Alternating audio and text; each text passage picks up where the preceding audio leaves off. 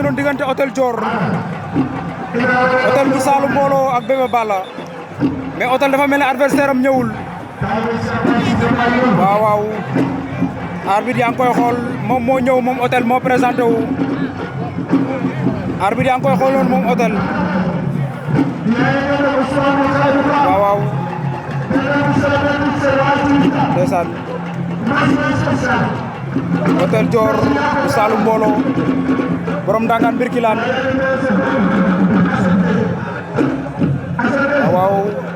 borom Kaolack gi noonu moom Hôtel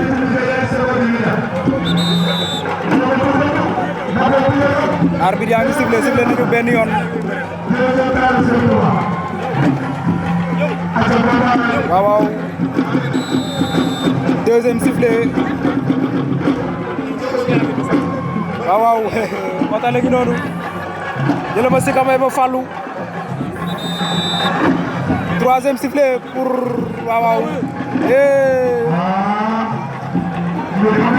waaw waaw aca victoire de Hôtel Dior sur Bébé Balla ñëwul kon Hôtel Dior am na victoire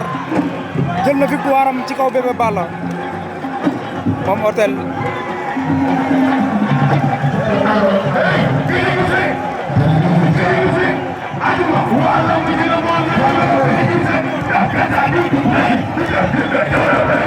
adversaire ba ñëwul waaye moom lañ jox victoire moom Hôtel kon victoire de Hôtel Dior sur Bébé Balla Hôtel